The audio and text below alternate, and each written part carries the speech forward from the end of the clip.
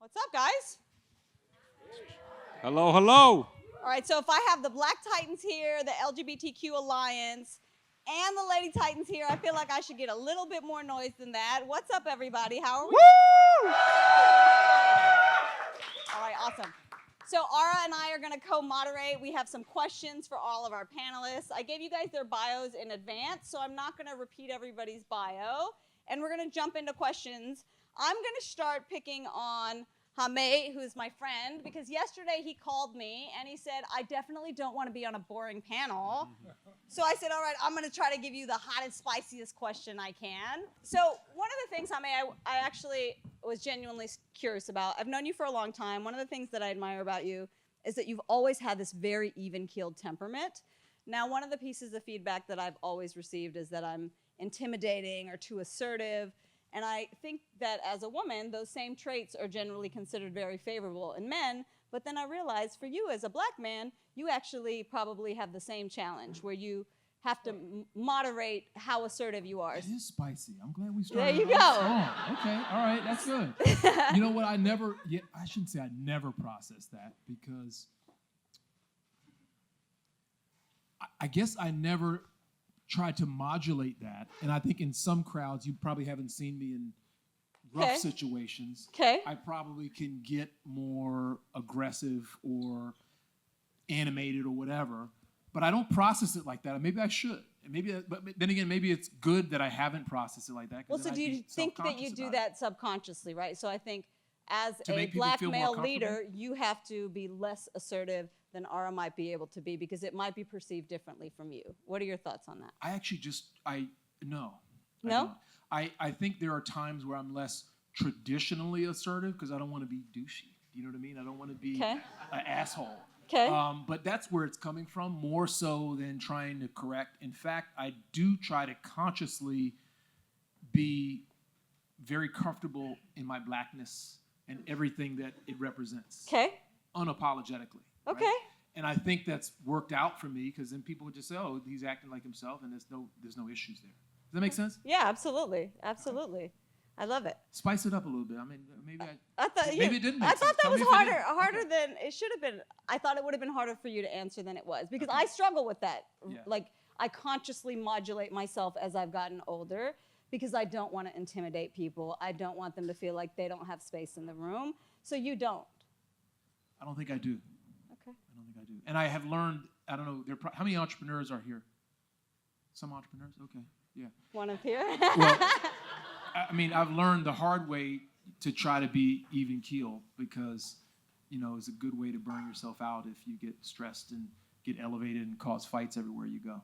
So that's probably what you've picked up too. All right. A little bit of this age coming in.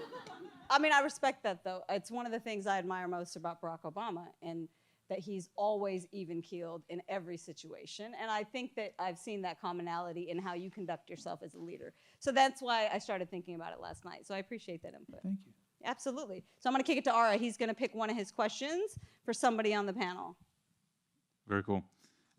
Roman, your multicultural background, can you share a little bit about how that influences how you think about engineering, product design, and then on the other extreme, like allocation of capital in investments? Okay, so first part of that question is how does it influence product design? I would say at the beginning of my career, I wasn't woke, if you will, when it comes to realizing how some of your talents are applicable to things in your culture. I started off working for a government agency, which you guys all know is NASA, JPL, and most of that was about my curiosity and how things like when I was in the backyard, seeing spacecraft or an airplane fly over and wondering how that thing's suspended in air and cruising around. So I didn't think about it then, and it was really cool just to get going on, who's doing this kind of stuff. And then as I got older, and I started really thinking about my parents, for example, I was starting to wondering how do I use these crazy special powers of product design for something really good, to keep them around longer. And so that's why I started off a medical device company that focused on traumatic brain injury and stuff like dementia, Alzheimer's, and stroke detection, concussions, you name it. So that's really important. If you think about it from a higher level, you're like, the brain's the first thing that goes with the body, and it's like, how does it affect me, my parents, and then you start thinking about the impacts of that, and think about who has, like, who's always at the hospital for things like that, and it's always, Mexicans and black people down south. We just love food, down south. There's no coincidence or surprise that the Bible Belt and the stroke belt is like the same belt, And so you start thinking about, like, okay, what am I doing here in terms of, like, I've done it for a global approach, for all mankind, but now I'm being a little bit selfish and keeping my parents in here, but it's also look at who you're helping kind of deal. And so I think I've become, when I say woke, it's just because, like, woke could be anything, it's just you're more sensitive to things that are higher than yourself, you know what I mean? So then the second part is, like, how does that influence me when I have to think about a deal? I wouldn't say it influences me all the time, but it's definitely, it doesn't necessarily always have to be 100% money maker. It's more of what I believe in and what people, like end users, are going to be really accepting of before we make those, before we write a check for anything, or advance that technology, or look at how to partner with people. So it influences me sometime, and definitely now in terms of the product design, I'm all about that. I mean, one of the things that we're working on right now is autonomous field service robotics, and so if you think about that, it's everything from, it's a big deal, how we're going to keep up with all the people in the United States and globally with, climate change and everything like that, and it's, workers are having troubles coming in here, and so on and so forth, and I grew up picking apples. That was my first job. My first job was taking my parents', buckets and freaking troughs from the tree over to the band, dumping it off, and hoping we're making, more than $60 that day, and I get to catch free lunch at school at some point. Like, that was my background, and so now I'm thinking about, how do I make that a little easier for them? So we're doing field service robotics, where they don't have to do the back-breaking work. We can have a robot be stationary right there at their area, then take it down to the row, dump it off for them, and then they get, we're not taking the skilled worker out of that game.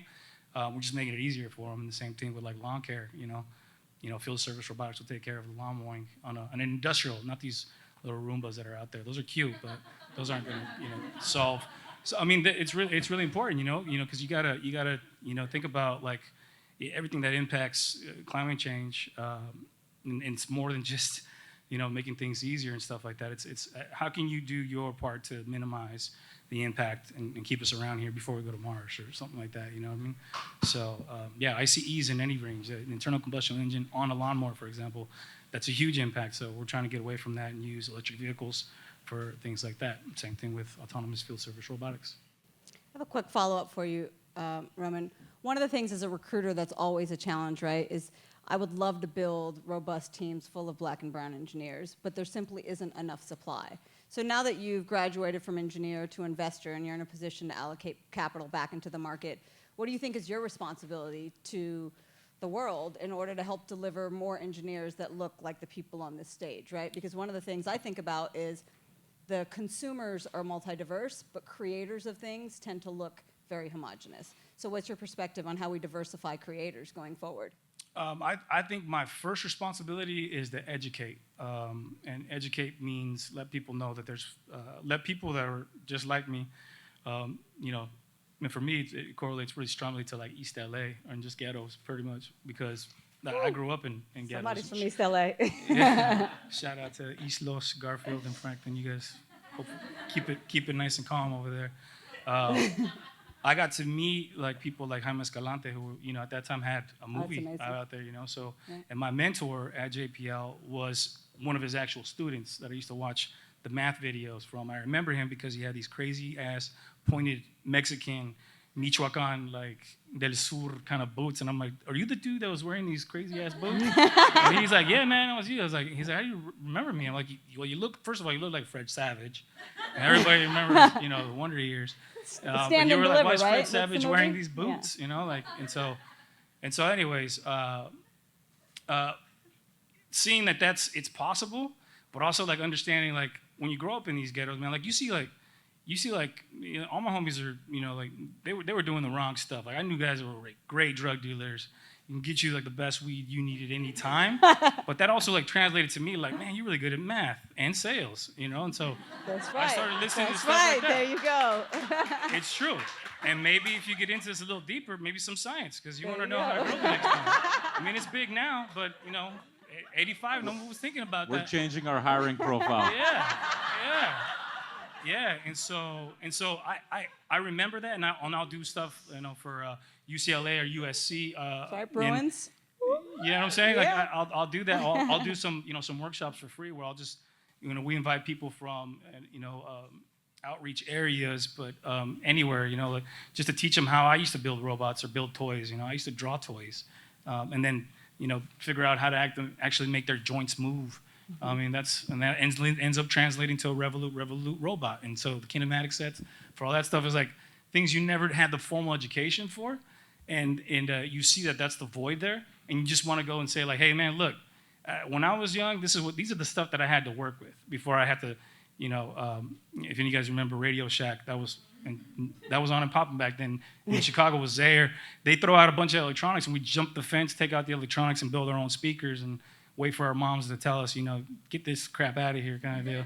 But, it ends up being like one of those things where how do I give these kids the tools to see like this is fun and you could do it at any level. You don't have to necessarily have, Arduino and, Raspberry Pi toys and stuff like that. That's spoiled. That's spoiled kids. Like, my son's first toy was a stick. Like, learn how that goes up in the air and down. All right. Yeah. Awesome. Thank you. You want to do the next one? Kenyatta, we were just talking about the amazing journey you had at Cornerstone, one of the best B2B companies in LA. We're trying to challenge them for that position now. And then also the great career in genealogy now. The National Educational Center for Statistics recently stated that African Americans are now the most educated subgroup. Women. African American women are the most educated. That's right. Yes.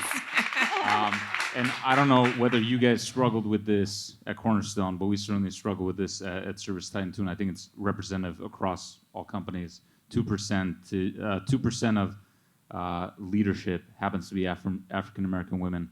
Like, what's your perspective on this? What's going on, and how can we help close this gap? Thank you for the question. So my perspective, I'm a lawyer by training.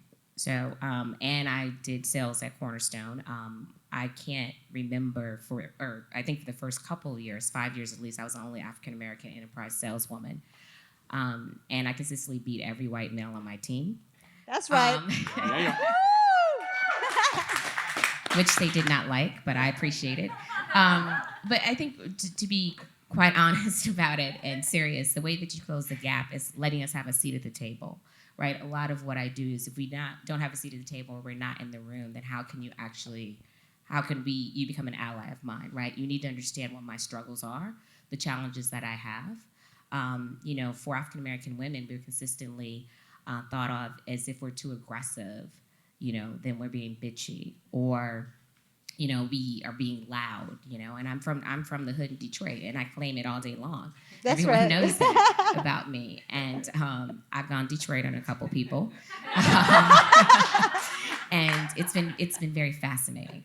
But one of the things that I kind of feel is just being able to say and allow us to have to listen, just listen to what we have to say, right? Because a lot of times we sit around, I observe what's going on in the room, and I pick and choose my battles. And I have the advantage of being an attorney so that I don't bring emotion to it. So if I come to you, it's all facts. There's no emotion. And, for Black women, we've had so much for so long. I mean, I study slavery. We'll talk about that later. But for so long, we've had to kind of uphold and kind of uplift and take care of stuff. So we're just used to that. So what we'll do is sit back, observe, and understand and figure out a solution to the problem. But no one ever gives us a chance to offer that solution. So listen to us would be the first thing I would say. Make sure we have a seat at the table. And when you're looking at people for sales positions, make sure you give African-American women a chance. That's right. Thank you. All right, Maria, I've got one for you.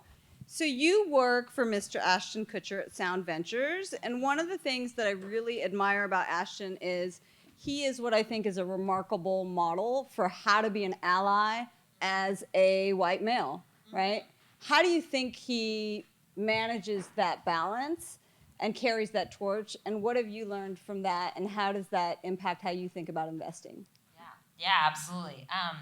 So I think first and foremost, we actually had an offsite earlier this year to realign sort of on vision, strategy, and sort of mission, right? And what our values were as an investment fund. And I think the big thing that came out of that was, as investors, we have like an incredible gift to invest in the future that we want to see, right? So we have LPs that give us capital to invest into companies, and that's sort of how the cycle goes. And we have almost like a responsibility to invest in companies that we think are going to change the world for the better. So like, is the enterprise value after this company hits scale or grows, is the enterprise value going to be net positive versus net negative, right? And so that was the big thing that came out of this offsite that we had earlier this year, which was super interesting and like a great, sort of value alignment for us. But I think also a big part of that was thinking through, okay, well, this is great that you have this mission, but how do you actually do that? And I think what's great about Sound and what's great about Ashton in general and the team that they've built is that a lot of it came from diversity. And so we have 6 people on the team. We're very small. We're a $150 million fund. 3 of them are women. 3 of them are men. One identifies with the LGBTQ community. And what's really interesting is that it has diversified, like every single person who's on the team, and because they put in these people with very, very diverse backgrounds, everyone has a different network that they bring in. And so I think a lot of, going back to kind of what you said about having a seat at the table, a lot of it is about empowerment, right? And so if you can bring people to your team who are empowered to make decisions, or who are empowered to find and identify new companies or interesting opportunities, that's how you can kind of grow the ecosystem and actually expand and actually do your mission of trying to improve the world overall. Because not everything sort of like comes from the white privileged male community, right? Like you have these very, very diverse networks of people that you can tap into. So for example, like of the last, call it 5 investments that I've made personally at Sound, 2 of them have been female founders. One of them was LGBTQ identified. And so like that's like it's just about if you can empower the people beneath you to if you can empower the people beneath you and have a diverse network, like you can actually make the change and impact that you want to have in the world. And so it's been very interesting to be there, and like I think a lot of the diversity and inclusion comes from the top down, and that's kind of how it has to be. Cam, or now after finding out you were also born in Tehran, like myself, Cam John. Can you talk about why they call you the godmother of Silicon Beach? Yeah. And then also your involvement in the co-working space and how that's brought you to what you do today. Sure. Hi, everybody. It's fun to be here. Okay, so why do they call me the godmother of Silicon Beach? Back in the day, circa 2009, 2010, when there was literally nothing happening in the LA technology scene. Okay, like this would not exist.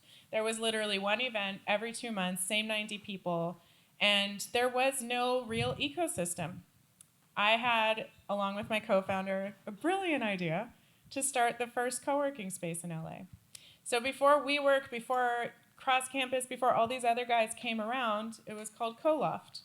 And Co-Loft was the first co-working space really geared toward technology entrepreneurs and startups. And it ended up becoming the epicenter of LA tech. It ended up like catapulting this whole movement, and it was amazing. We had over 1,800 alumni come through our doors, including Uber LA when they first started. We used to have drivers come into our space. It was so funny.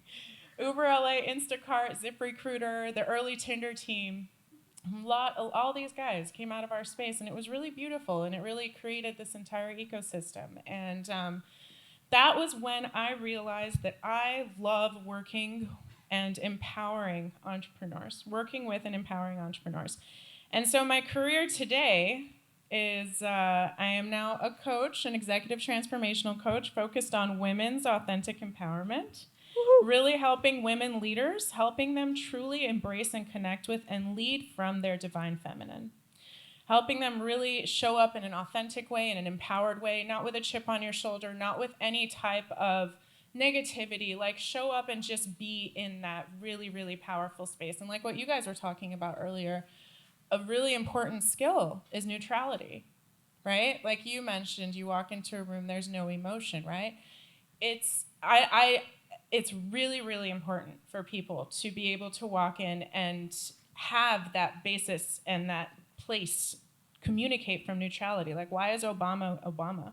Have you ever seen that guy break a sweat? You know what I mean? Like, it's a matter of not allowing the things that are occurring around you to be able to affect you or to be able to touch you. And that takes work, but allowing that to happen is probably one of the most powerful skills that a person can have. Kim, can you define what divine feminine means? Because even to me as a woman, it almost sounds like a very Abbott and Kinney West Side word, right? So how do we make that real? What does that mean to you? That's awesome. Yeah, it's so funny. Humay and I were just having this conversation. He's like, so how do people react when you say divine feminine? I know, it sounds woo-woo as fuck, right? I did like it though. It wasn't Well, you trying could to say definitely trademark it. it sounded great. And so, honestly, how people receive it is not my problem. That's right. It's what I do. And if it speaks to you, then great, we'll talk about it. And if it doesn't, then great, we won't. But what does it mean? Tell me what it means. It's a woman embracing her true authentic power. She is intentional. She is powerful. She walks into a room. She commands a presence. She doesn't walk in with any type of void. She doesn't walk in with any place coming from fear. She's functioning from a true, powerful place. She knows her worth. She knows she deserves to be there. And she knows that nothing can fuck with her. That's right. I know. I just got chills. Yes. All right. Okay, I'm going to give you one, Billy. So you guys at Zalingo have an amazing female founder. And so I want to get a little bit of your perspective on how working for a badass woman is as an executive and how having an amazing woman as a leader has impacted the business and allowed it to become as successful as it has. So Zalingo just joined the Unicorn Club recently and was valued over $1 billion, I think, in the last few weeks, right? Yeah. Thank you for having me. It's actually, I do most of my panels in Asia, so I'm not used to like feedback from people. Wait. And this is a lot of black and brown people, so Yeah. you get more Like, feedback woo! that way. Yeah. Come on. This is great. I'm going to come back. I haven't said anything. I'm getting laughter. It's great. So Ankiti was 23 years old when she found Zalingo. She's actually turning 27 on Saturday. She was supposed to be here, and we'd had all this like stuff booked for in LA. Like, hey, we'll do your birthday party in LA. We just opened an office here in Pacific Design Center. So, we'll come and celebrate in LA. And Kitty, not going to cancel. Absolutely not going to cancel. It's my birthday. And lo and behold, she's been asked to speak at the World Economic Forum in India. Oh, nice. So you got me. So, unlucky. But, no, so she's about to turn 27. She founded the company. Zalingo is a company that is trying to democratize the fashion supply chain. We provide B2B software and services to really help bring faster, cheaper, more efficient sourcing to anyone in the world. We call ourselves Zara on an API. So what she did was she originally set out trying to solve the problems for people that she met. So she actually went to the, have any of you been to Bangkok, Chatuchak market, where you see these amazingly fashionable stalls that selling these great clothing, but no one has access to them because they're not online. So she brings them online, and that business today, that B2C business, is now the largest fashion vertical in Southeast Asia, doing about $200 million in sales. And Indonesia, we ship about 250,000 units a day. But again, kind of as the tenacious woman she is, about just over a year ago, we realized actually the bigger problem wasn't distribution, it was actually getting supply. And so we opened up our technology stack that we use internally to help our business and started building for merchants to help them procure. And that B2B business in 13 months has gone from 0 to $1.2 billion in sales. Hence the recent fundraising. And I think, when I speak to her about her journey, she kind of faced a double whammy, right? Number one was she was female. Actually, triple whammy. She was female. Mm-hmm. She was 23. Mm-hmm. And she was Indian. Mm-hmm. And all those things made her have to work twice, 3 times as hard as anybody else. And I tell you, she's the hardest working person in our firm. She had a much, much higher bar to prove not only her worth, but her company's worth. And also, as a result of all of this pressure, the company today runs more experiments and runs faster than, I spent 18 years in finance. I was advising some of the largest investors in technology in the world and helping IPO everyone from Google to Facebook to Alibaba. And I sat in a room with her, and after an hour, I didn't care what her age was or whether she was female or Indian. I was like, wherever you are, I want to be by your side. That's right. And luckily she hired me. And so today, I think that her background, what she brought to the table and how hard she works and how she sets a standard every single day, actually is not a weakness, it's a strength. And that's the reason that we are who we are. That's right. There you go. Thank you. That was amazing. I love it. Very impressive. Your turn. Hamay, I don't know if this is spicy enough for you, but I know you're starting a fund with the emphasis around human performance. Why is this important for you, and what's the vision? You know what? I love your title, so I'm going to try to answer it because just the inclusion equals innovation thing. So Wait, that's my title. Don't give him the credit. Okay. That's mine. I was saying y'all, right? I got fascinated with that, sitting it up front, thinking about the business of venture capital and thinking about what that means, how to tap into real innovation. You guys have probably all read the studies, at least I hope you guys have, around this, right? McKinsey has a great one. BCG has one that's particularly good that speaks to the revenue for innovation companies that are disproportionately more diverse. So for innovation companies, innovation revenue delivered by companies that have more diverse teams, I think on average like 19% more, right? But there's lots of empirical studies around this phenomenon. I actually got even more excited about it. I wanted to look at the neuroscience behind this phenomenon, really the neuroscience of innovation. And I have a mentor, a guy named Bob Bilder. I may have told you about him. He's the head of the Neuroscience Research Institute at UCLA. And a hedge fund manager was like, I only hire Baker scholars, super smart people. And they all come from great schools and what have you. But for whatever reason, there's a cohort that dramatically outperforms. And I want to know why. I think it has something to do with their brains. They're all book smart.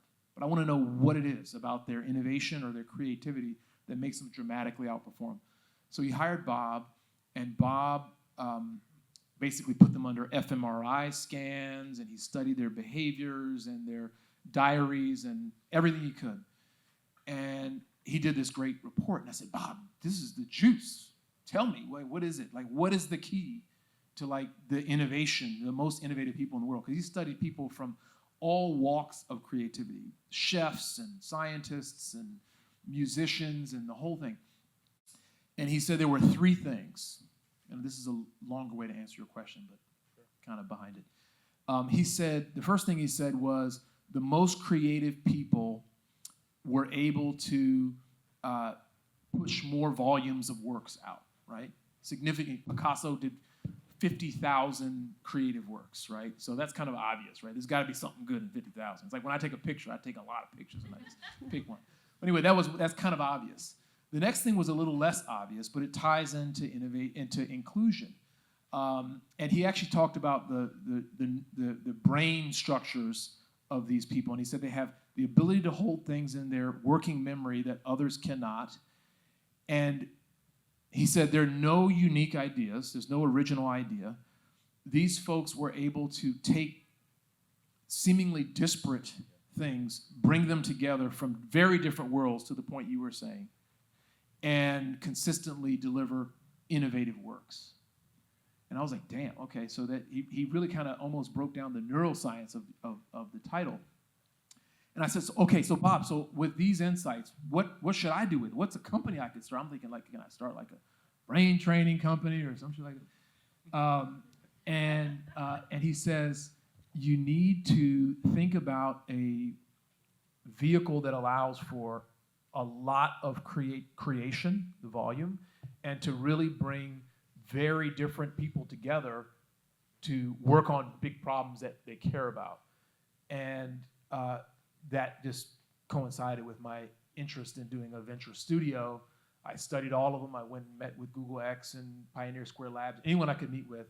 And having been on the founder side and the venture side for a long time, that was kind of like the final decision to say, okay, I got one of the smartest guys I know who's studying the brains of the most innovative people, and he's saying this is a framework that actually in today's world especially should really be able to work. So we started a firm, we raised a little capital. We haven't announced it yet. It's called Share Ventures though. And we're a foundry or a lab or a studio or whatever you want to call it. But we're starting 3 to 4 companies a year, all innovation companies with a very diverse team of folks. Do you want to tell us a little bit about the first company? No. No, not yet? All right. It's a secret. So Cam, I have one for you. Vach, who I think may not be here today, who's an executive at ServiceTitan, he and I had an interesting conversation that I'd like to get your perspective on. So as a parent, I came to this country first generation, right? My parents brought me here when I was 4 years old.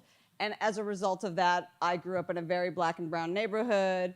I grew up with a lot of adversity. And I think that that adversity has a lot to do with the person that I became. Now my children live a much more privileged life than I did, as your children probably do, as your children probably do. We've had this discussion, right, as parents. So do you think we've done a favor to our children by working our butts off and putting them in this more privileged position? Or do you think that we've hurt them by doing that? Give me your take on that. I think that's a great question. It's also not a yes or no. That's right. Right? Okay, so I have twin boys. They're 7 years old, and I'm a single mom. Thanks. That's right. They, even though I'm a single mom, they definitely live a privileged life. There's no doubt about that. I mean, I was also first generation.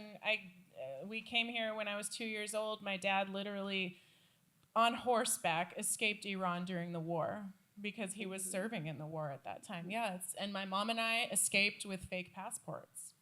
Like, it's a story. And we came here with literally nothing, like $5 if even. At the same time, my parents raised me with a sense of such strong love. So although we had that missing element to an extent of, or actually I'll rephrase that. Although there was a lot of struggle present, as a child, I never felt it. And so as a result, what I ended up building is a sense of safety within myself and a sense of safety within my being and safety wherever I go. Because that was my real teacher, was love. And my children, there are definitely times where I'm like, am I doing this wrong? Because first of all, who the fuck knows? Like, That's right. We all just try our best. I don't know. Like, who knows? Like, I don't know. They're alive. Yeah, as long as they're alive and healthy, like, I'm fine. But at the same time, I really believe that this is a beautiful opportunity for humanity to embrace higher consciousness.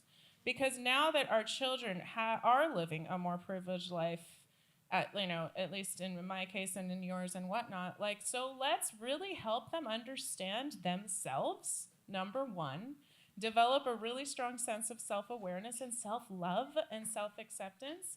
And then guess what they're going to end up doing out there in the world, right? It's just going to translate. It's going to end up building a really, really beautiful, inclusive, diverse world. They're not going to come from a place of void, a place of fear, and all these other things that a lot of us were trained to have, right? So I actually think it can be flipped on its head and used as a greater service and opportunity for us to be able to move up and elevate as a human race.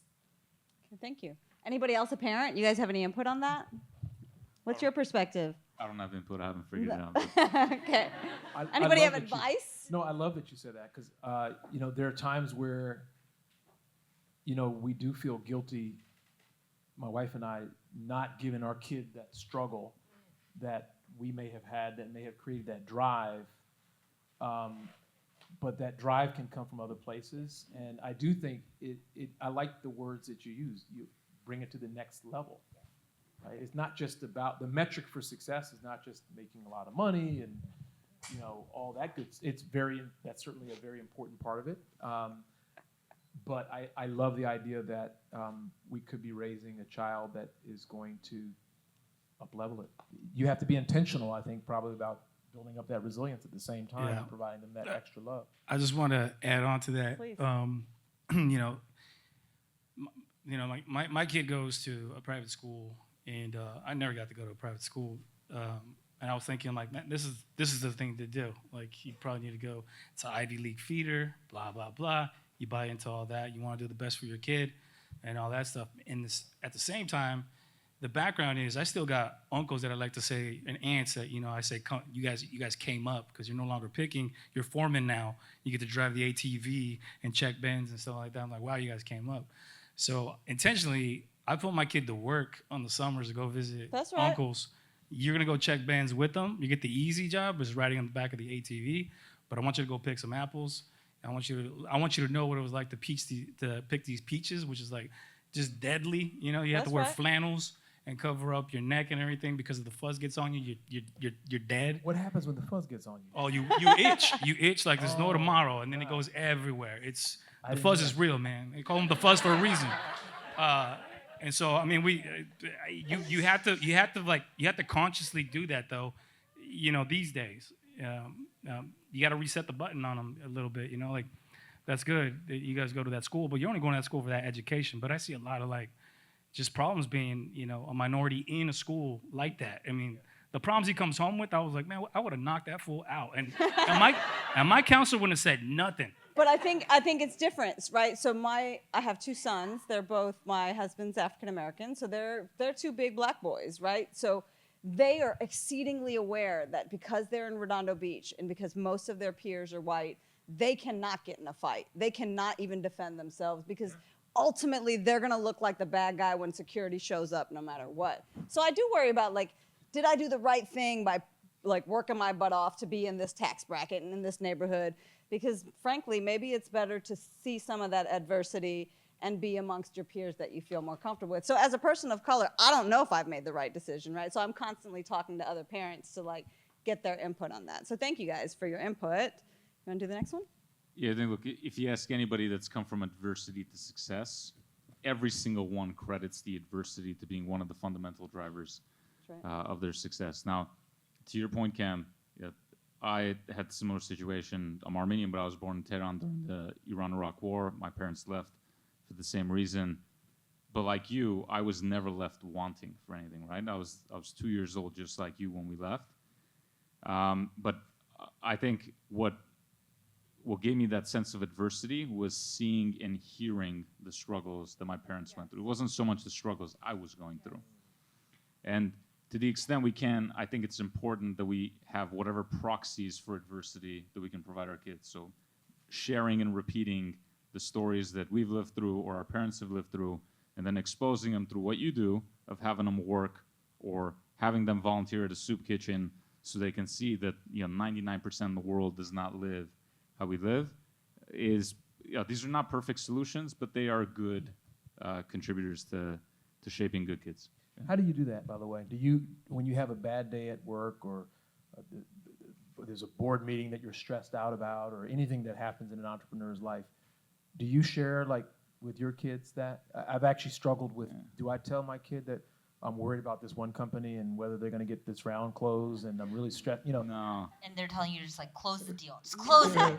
Just get it done. And Mario was closing deals literally 5 seconds before she got on the stage. I'm like, get off the phone. Do you share those struggles? I mean, I think those are like rich people struggles. You know, like I get to sit on the board, or I get to be a CEO, or things like that. But I do share stories of what life was like when I was young.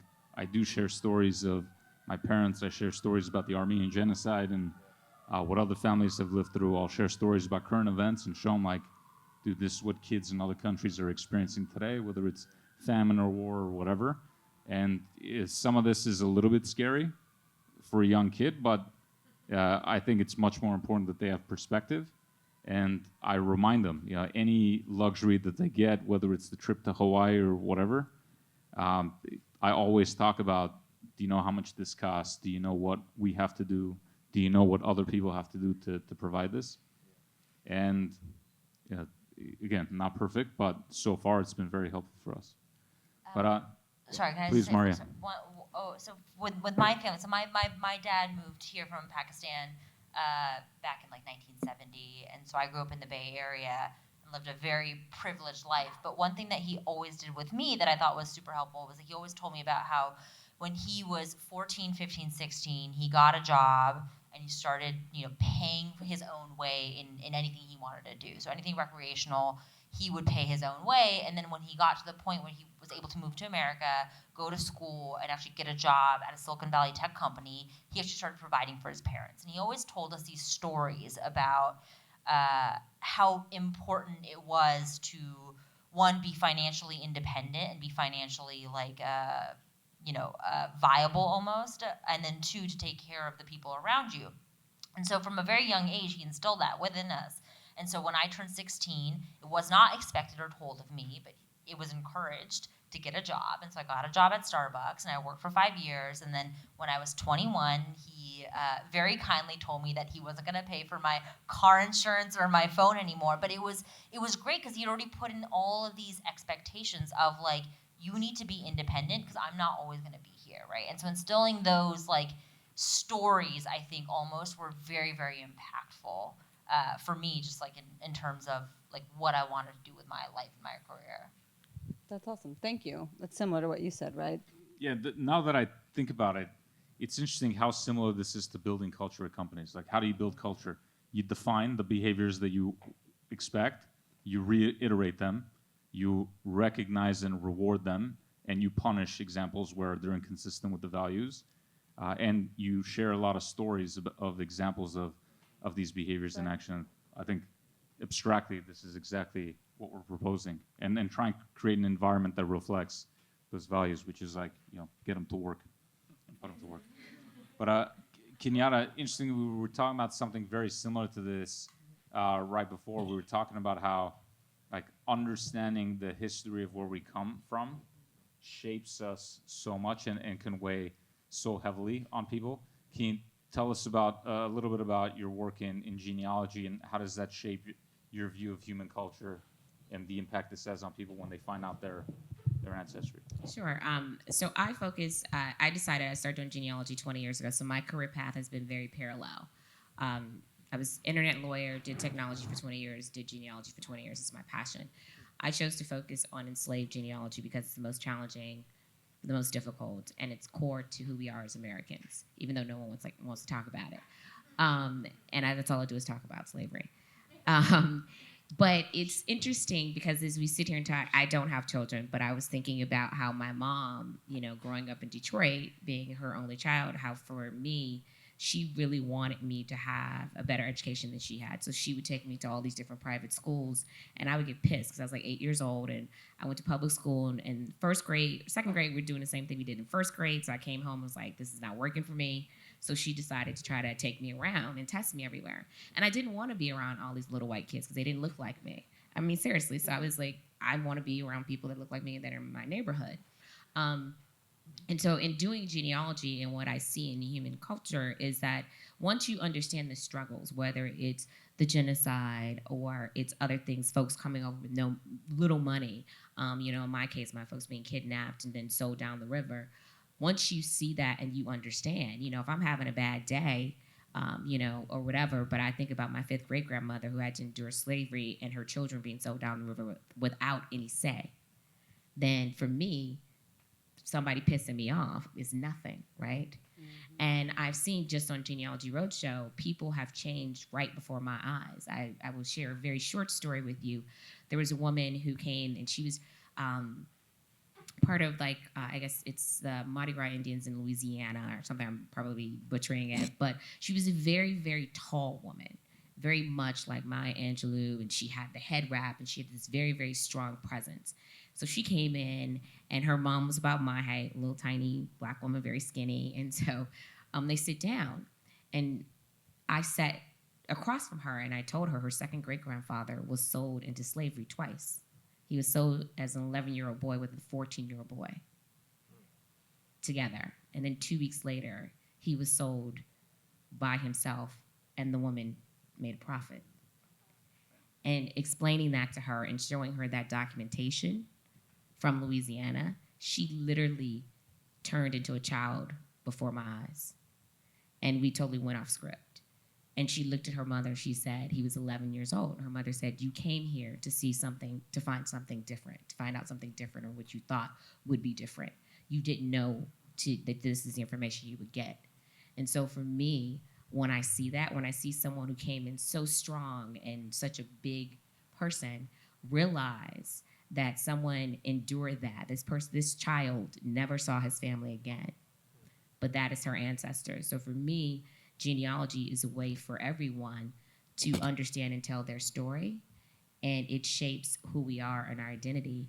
And it's more than just spitting in a tube and taking a DNA test.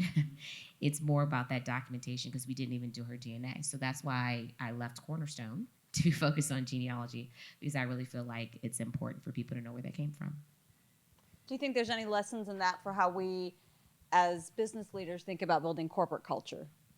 I do. I think when you think about building corporate culture, the more diverse, right, that you have, and the more you understand someone's story, the better you can relate to them. I found out when I was filming Genealogy Roadshow while I was in sales at Cornerstone, I only told a few people, but once they started to understand what I was doing, everyone wanted to tell me their story, right? They wanted to share. And actually we had development days, and I did 2 development days on genealogy, and one was streamed, and people were really excited. So I think when you build that corporate culture, you understand people from different areas. It makes you kind of give us that seat at the table I talked about before, right? Mm-hmm. Because now you know me, now you understand me, and you're going to listen to me. So I think when you look at people beyond just having a title, but understanding more about you and your struggles with your African-American sons in Redondo Beach, right? Mm-hmm. That makes me have a different perspective and kind of say, yeah, I get it, right? And so then my working relationship with you would be different. Okay, thank you. And relatedly, Billy, most of your career has been international. What's the international perspective on the challenges of diversity in tech? And then have the conversations in the States influence that in any way? And anything the international community is doing differently than what we're trying to do? So Zalingo is in a very interesting position, actually. We have about 850 employees. We have 20 nationalities in the company. And our leadership is 50% female. Obviously, our CEO is female. Woohoo! Woohoo! So actually, you know what? What's funny is actually the endangered species of lingo is actually the white male. Like, deadly serious. It's like hunt the white man.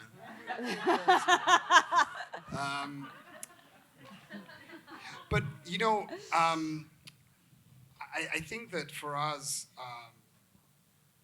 our company is probably not representative of the wider tech community, and that really has been driven from the top. We only really hire people that are aligned to who we are and how we look past culture and creed and sex and age and, you name it. In fact, age would actually be something that if you looked at some of the people that work for us, some of the largest businesses that we have are run by people that are like fresh out of college. And that's actually something, we talk about diversity. People don't really talk about diversity of age that much, right? Like even still in the United States, the number of times I've met people where they basically feel like title is a privilege of tenure. Like, I've been here for this long, you should give me this title, and I should do. I'm like, no. Like, at Zalingo, we feel like you don't get given titles, right? You take them.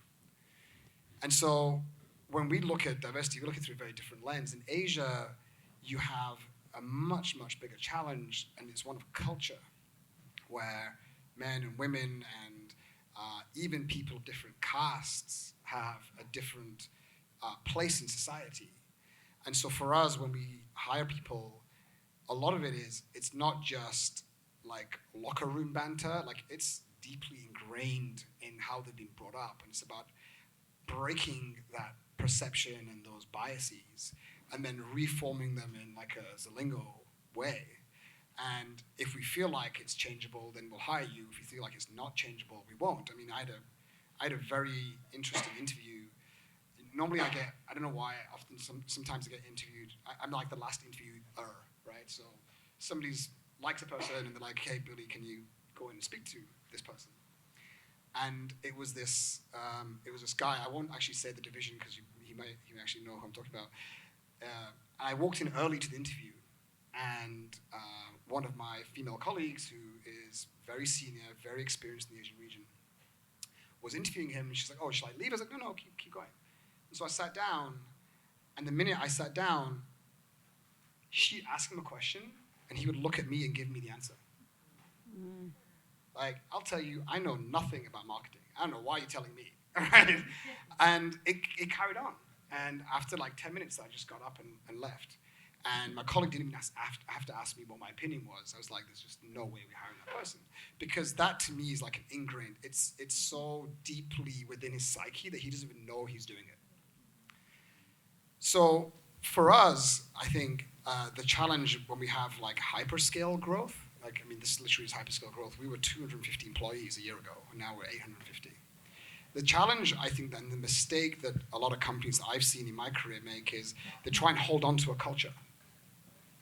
And that's when it breaks. What you should try and hold on to is values and let the culture evolve. Because the culture in this office, trust me, is already different to the culture in Singapore, to the culture in Jakarta, to the culture in, Tirupur, South India. And it's going to be different. You've got to let it be different. But you've got to hold on to those values. And when someone breaks those values, like you said, that's the red line. But apart from that, you've got to let it be what it's going to be. And it will be different. And it will change. And it will evolve. And you've got to support that and celebrate it. Beautifully said. All right, Mario, I have one more for you, and then we're going to do Q&A. So anything that you guys want to ask us. You can give Hame as many spicy questions as you want.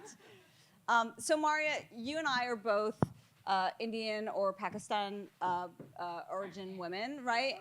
Yes. So here's the thing, right? And particularly for women, less for men in Indian or Pakistani cultures. I'm sorry to leave you out, but I think you'll acknowledge this is true. Women are generally conditioned in our culture to be more seen and less heard, right? And one of the things I admire about you is that you take no prisoners. You will get shit done. And so how did you kind of embrace those traits despite what was probably the cultural conditioning that you were exposed to? Yeah, so I think most of that came from youngest child syndrome. Okay. So I'm the youngest of three. My eldest sister is 10 years older, and she is the epitome of what you would expect from a wonderful Pakistani woman. And she's amazing, but she got married when she was 25, has two beautiful kids, like, is great, right? But by the time my parents got to me, I think, they almost didn't They were already care broken. as much. Yeah. Like, there was my siblings had already done so much shit that by the time that they got to me, they were like, all right, like, just don't break anything, and it's fine. And so I think I kind of like took that mentality and ran with it, and it was actually like very helpful for me because I could always say whatever I wanted, and it was never the most like crazy thing that they had heard because my older sister, my older brother had already done all that shit. And I think part of that was super. I think the youngest child syndrome actually like did help me a lot in a lot of different ways, where it gave me two different things. So one is confidence to know what I know and to be like highly convicted in what I know, and then the second, to have humility in what I don't know and to be able to understand different perspectives. And so I think both of those two things combined sort of helped me kind of get into venture and sort of be successful in my career. But I think it was less around being a woman and being, of a different culture, and more around just being the byproduct of being the youngest. Okay, thank you. So I'm going to ask you guys each to give less than 1 minute, like actionable advice, something that you wish you had known when you were 20 years old that would benefit you, so that way some of the folks that are in the room that are still 20 years old can benefit from it. So Roman, I'm going to start with you. I would say keep it real. And what I mean by that is just speak your mind, trust your gut more than you think you shouldn't. People want to hear what other people are thinking, especially if you're a valued individual in whatever you're doing. And you're all valuable. Just that's my point, is stick with it, man. Keep it real. Thank you. Cam? Yeah. I wish somebody would have told me a few things, but mainly it's really concentrating on the value of you. Loving yourself, building yourself, accepting yourself, believing in yourself, really acknowledging that the ultimate product is you. It's not external. And everything is a reflection of your relationship with yourself. So if someone had told me that I am perfect exactly as I am, and that I am, just all I really need is to believe in me, that, to be honest, would have been life-changing. It sounds like so obvious, but But how do you believe that, right? I think women hear that, we tell each other that, but I think believing it is much harder. So how did you get to a point where you could believe that? I went through hell. Okay. I went through fucking hell. I have done so much work on myself, you guys, because I lost everything at one point. My divorce and my company all at the same time. I lost everything. Single mom, 1.5-year-old twins. And I didn't know who the fuck I was. That was the moment that I realized that I had no sense of self. That everything that I had identified myself as, I no longer was, and everything was outside of me. And that was the moment that I was almost forced, in a way, although I made a conscious choice, to begin working on myself and to build myself and to understand myself. Who am I? Who is Cam? I'm not that guy's wife. I'm not, the founder. I'm not this. I'm not that. Who is Cam as a human being? And so I would encourage each and every one of you to truly explore, who are you? Who are you? What is your purpose? What are you here for? What do you align with? What do you love? What sets your soul on fire? Really do that. And that way, it's not like Hamid said earlier, it's not just about making money. It's about what fulfillment, doing things you love and enjoying and being on this planet and fucking having a good time doing it, right? So that's right. Mm-hmm. Thank you. Preach, Cam. How about your turn? The only things that hurt me are regrets. And so I try to think about how I can live my life so I really don't have those regrets, because you can win or lose, but if you kind of regret something, that's really when it stings and you kind of get annoyed by it. And so I think I've thought of that, and then thought of this notion of trusting my gut, and those being the situations where when I don't trust my gut, that's when I end up having regrets. And I think that's exactly what you said. And I think it's the tricky part about that for all of us, because we all have insecurities. So sometimes is it your gut or is it an insecurity talking? And so really digging into that and understanding the difference between an insecurity that might be talking or your gut, and trying to hone that and get really good at that gut, it has been a really important thing for me because it just makes me a happier person. Because then I can trust my gut and not have regrets. Thank you. It reminds me, what you said reminds me of, I used to work at SpaceX, so I worked for Elon Musk, and he's obviously a remarkable entrepreneur. And an intern once asked him, like, dude, you do all this crazy shit. Aren't you scared sometimes? And I remember him looking at the intern, like, complete honesty and vulnerability and saying, kid, I'm scared all the fucking time. I just ignore it, right? So that's what separates him from the rest of us. It's not that he doesn't have fear, it's that he has the ability to tune it out. So Kenyatta's point and Jame's point about being able to identify what's emotion and what's real, right? What about you? Quick question on the gut decisions. Do you trust your gut, and is it often right when it relates to people, or when it relates to non-people decisions, or both? I say both. I say both, and then it depends on the severity. For example, just really quickly, sometimes I trust my gut in a fantasy football pickup, and that's not always right. But when it comes down to a higher value, and and I have to ground it with my morals and ethics, then that's really easy. It's almost like and really the reason why I say that that's really easy is for me it's always been easy to go back and say, and I've been lucky with it, right? It's been easy to go back and go, you know what, this affects my quality of life, and my quality of life will never suffer, and if that means I gotta sacrifice too much of myself for that particular thing, I'm not gonna do it, and that's my gut says no, and that's it, And I've when it comes to technology is very easy for me. I've been doing this thing since they called it engineering. I was just doing it because I was breaking stuff and making stuff already. And NASA figured that out, and I had no idea. So if NASA's figuring it out, and I had no idea, and I was never trusting myself, because I thought the biggest thing I was going to do was either go pro, like my dad played minor league baseball for the Dodgers, and my family was like, you're going to go pro, play baseball. That's your thing, or you're going to end up being a foreman in the orchard, and if you make it big, the manager at Dairy Queen, because that was like the only thing that we had around for like coming up.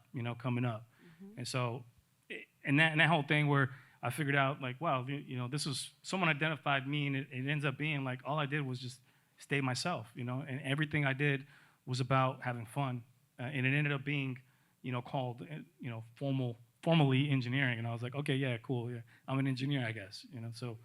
But that was all just that's who I am, right? That's how I trusted myself. Trust who you are and what you're not willing to sacrifice in your life, and then kind of match it up with how things are supposed to be playing out in your life. And to your point, you lose everything, you reset, and then you figure it out that way. That's cool. But if that's the advice I get to give anybody, is just like keep it real, man. And what I mean by that is don't sacrifice your quality of life. And call your parents often so they can ground your ass too, if possible. I think that's well said. I'm glad you made that distinction between people and like business decisions. For me, business decisions, it's a gut. It comes from experience. We know there are neurotransmitters in our stomach, in our gut, literally. So there's actually some science behind that. Thinking about people and really digging into those insecurities we talked about actually ties in beautifully to the inclusion point. One of the biggest challenges around inclusion is this code around this person's not a good culture fit.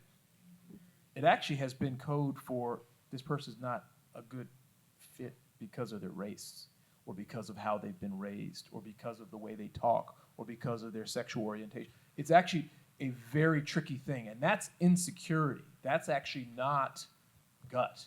And so that's a tricky thing to navigate. And I've had to check myself on that before too, because I've been wrong on some what I thought were gut decisions on people, but they were really more insecurities. And what we're trying to do from a culture standpoint is stop thinking about culture fit and think about culture add. Who adds to the diversity of our fabric, right? Yeah. I think hopefully we can move toward that terminology, because culture fit absolutely creates more homogenous teams. It doesn't make your team more diverse. It's a very poorly framed frame of reference of how to interview or how to select somebody. So I'm glad you made that call out. Kenyatta, what's your advice?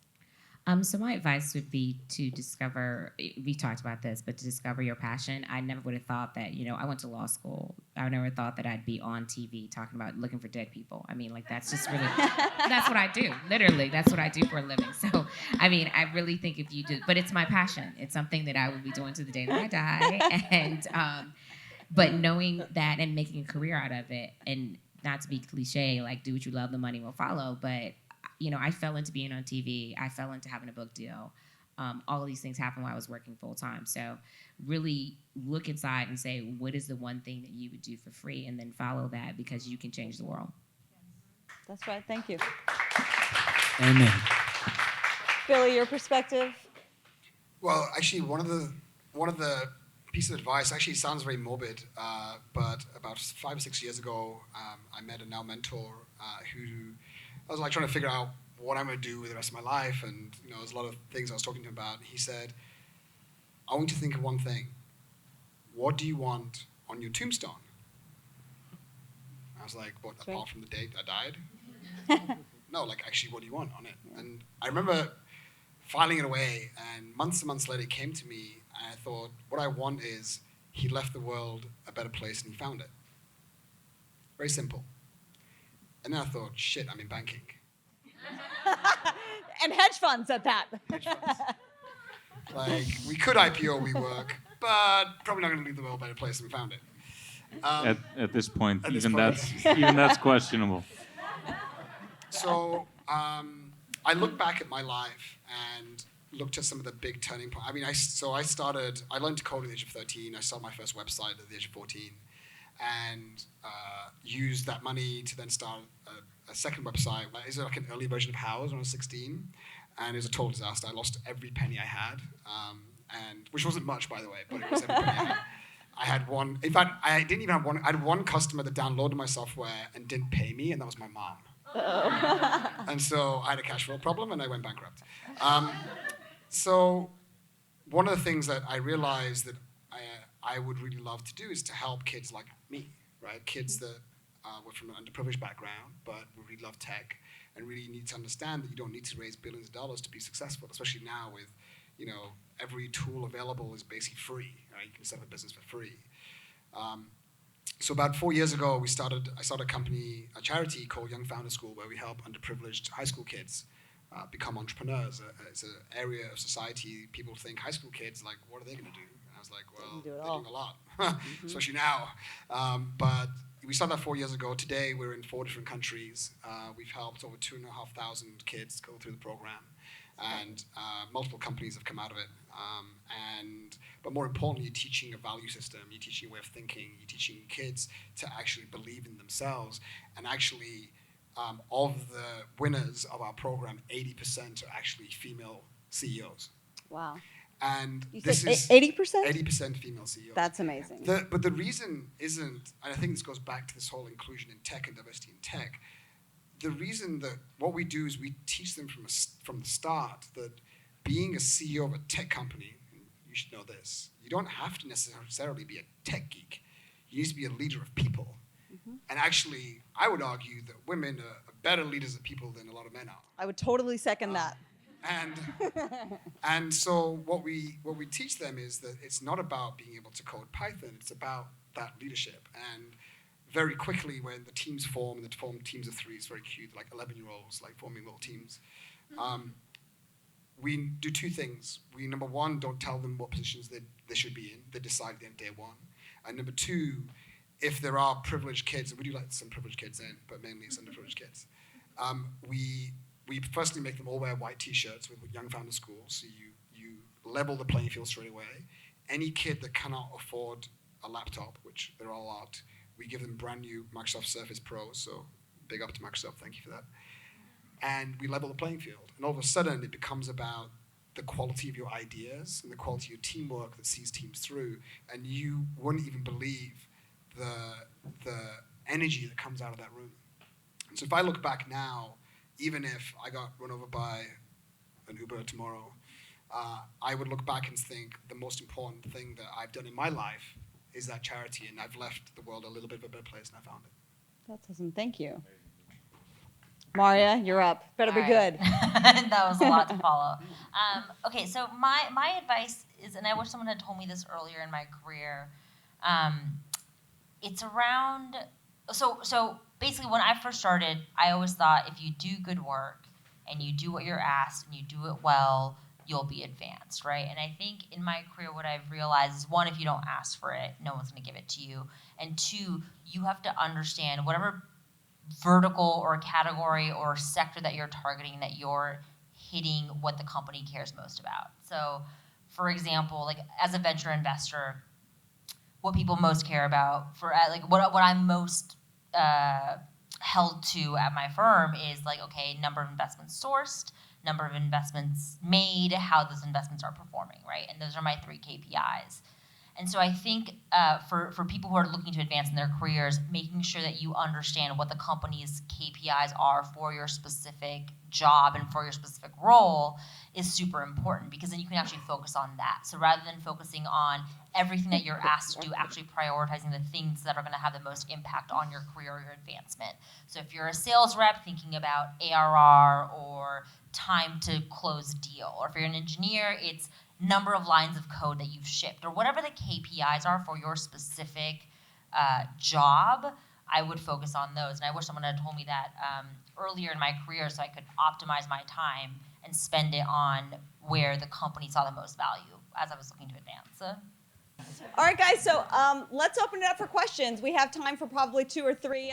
Touching on what Cam and Kenyatta said about separating emotion, specifically as a female, for potentially being viewed as too emotional in a meeting, where do you draw the fine line, though, of then seeming dispassionate and not caring about the work that you're doing?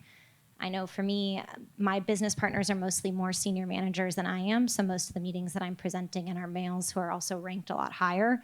So I'm conscious to not come in too emotional and rely just on the numbers and hope that that's making the case, but then I feel like I'm too disconnected from the case that I'm trying to argue. So for either of you or the males, or Maria as well. Yeah, I'll just, I think that's a great question. And I think it's a really important distinction that approaching a conversation neutrally does not mean you're not a human being, right? Emotions are okay, you guys. They exist. We all have them. At the same time, the thing is that when emotions occur in a business environment, it is a trigger.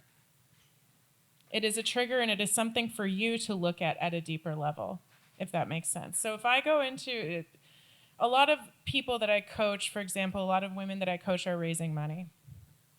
And a lot of them are walking into these conversations from and it's okay, it's great, it's beautiful. They come in very passionate, and like, this is what I'm doing, and da da da.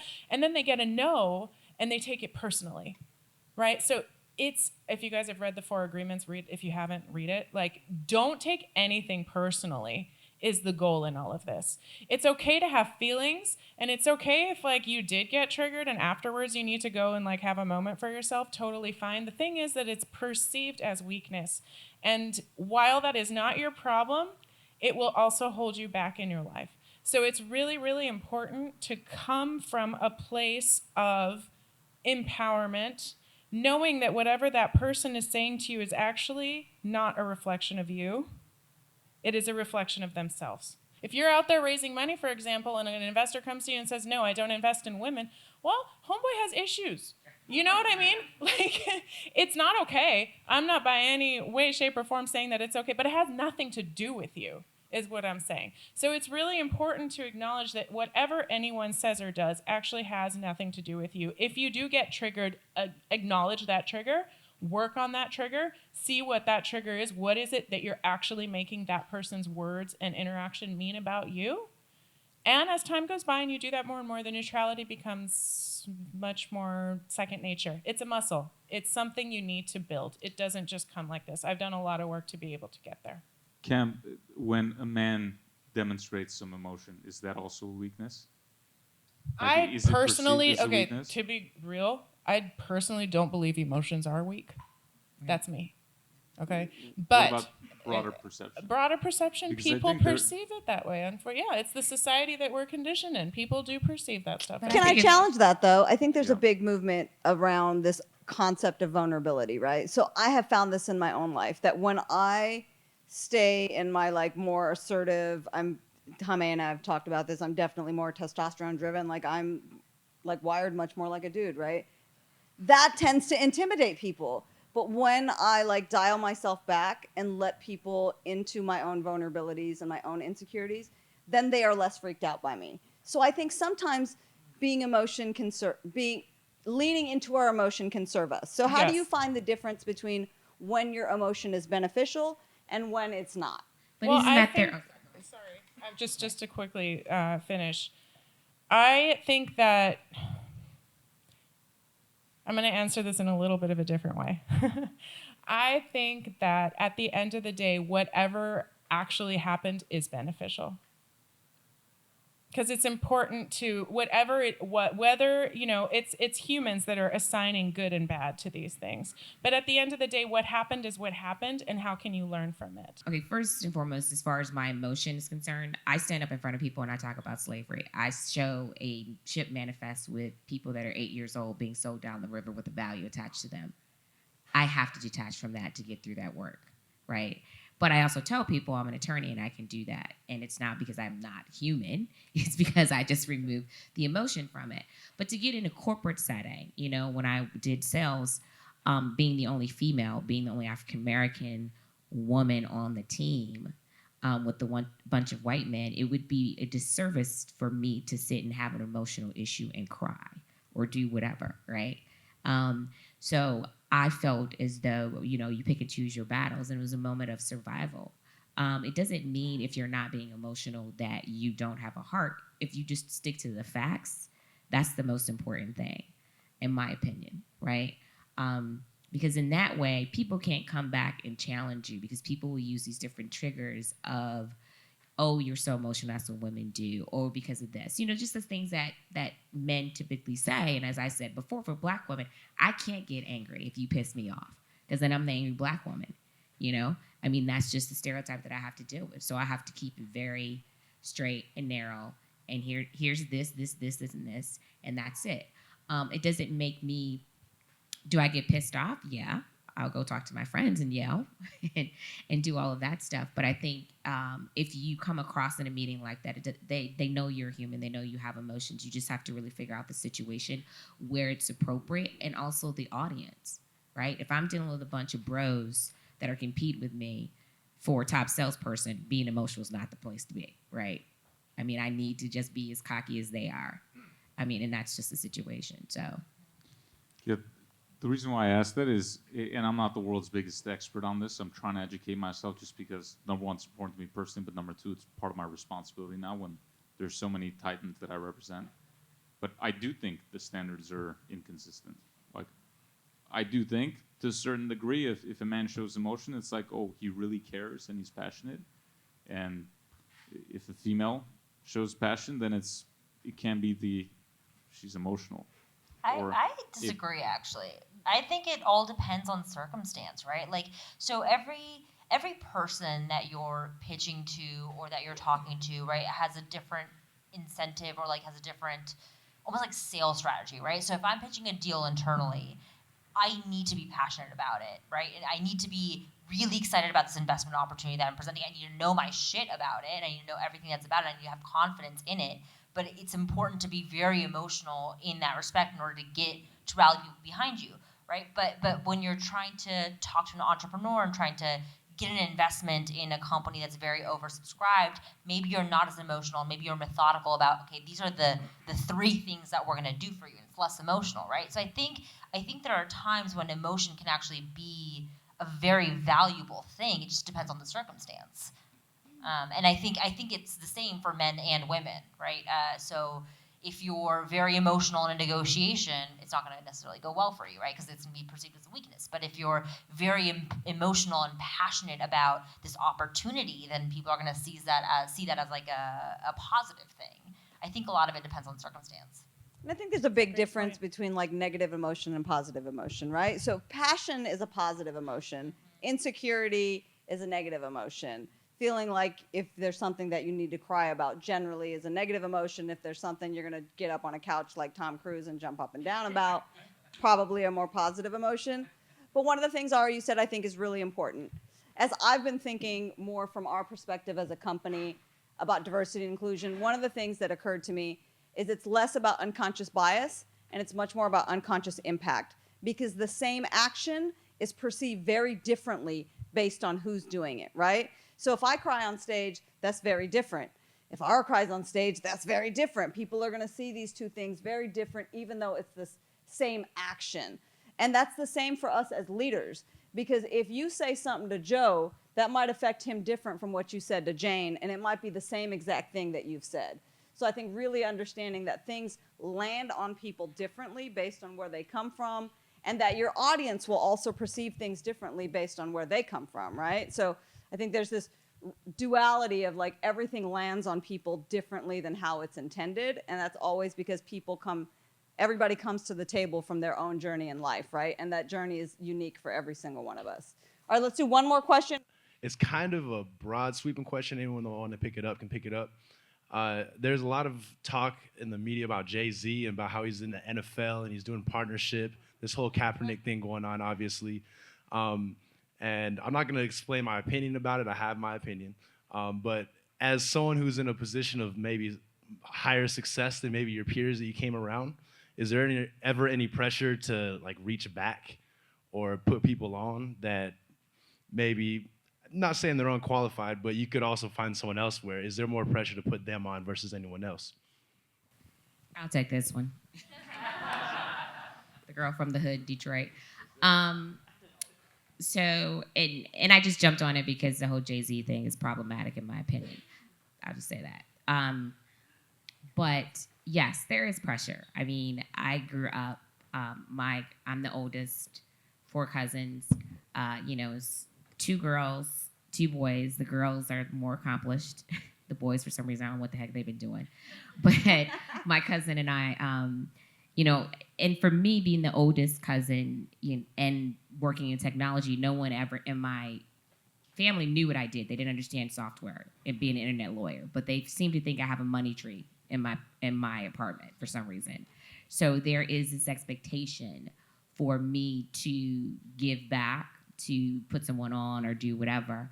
And I don't buy into that pressure as much because I fought hard to be where I am, and I think other people should do the same. I'm not going to say I'm not going to help them. I'll give them the skills and mentor folks and do that. But the other thing that I do as well is I'm very involved in Detroit. For those who don't know, Detroit has been very gentrified, just like most areas. And downtown Detroit, particularly in the past 5 years with Dan Gilbert coming in, has lost some of the soul that I've known from the 80s, 80s and 90s when I lived there. But I'm involved in an LA group that's part of Detroit, and we're looking at investing in those kids that are still in the neighborhoods where my mother lives, where they have coyotes, where they have, schools that don't have heat and water and all that other stuff. So there is some pressure depending on where you come from, but you really have to look at it and say, what can I do to give back? For me, that pressure is to say and go to someone, to a school, and say, I was just like you. I was that kid that, loved to read, but, didn't have any money, didn't have access to certain things. But look at me now. I'm on TV. I'm a lawyer. I worked in technology for 20 years. I did all this stuff. You, too, can do that no matter what your circumstances are. So I think if you can go back and give back to the community in that way where you encourage those kids, that's something different. And I kind of feel like that's what I would like to see more folks do. I know some rappers do that. But a lot of times, especially I think the thing with Jay-Z, because of the whole Kaepernick thing and what it all means, is why it's problematic for a lot of people, in my opinion. So I do feel there's a pressure there, but I think if you decide to do it in a way that's beneficial to you and that you feel will beneficial to you in a way that you feel good about it, so you can then give that back to that person in a way that's helpful and they can bring someone else up and you teach one who teaches another, then it becomes something that's lasting. Yeah, so my kid has a disability, like a physical disability, and actually right down the street, I go to a parent group at United Cerebral Palsy, and I met some like really amazing people. So I guess I'm wondering, like, how do you see that as far as like diversity, and have you heard anything or done anything to integrate and bring in the disabled people, disabled community into. I think it's a discussion that's long overdue. One of my working colleagues, this guy named Galen Buckwalter, who was the chief scientist at eHarmony, and he's a data scientist and he's a psychologist, and he's brilliant. And he happens to be paraplegic. And he says it's a conversation that just doesn't seem to happen. Like, it's a group that doesn't seem to be in the conversation as much as they should. And so I think it's the early days. We're discovering what real diversity means. It certainly goes beyond just ethnic diversity or gender diversity. And I think that probably the next big discussion will happen around people with disabilities and those groups. Thank you for saying that. I think it's something that in this forum should be talked about. Absolutely. Thank you. Thank you guys so much for coming. I want to thank our panel. Thank you guys.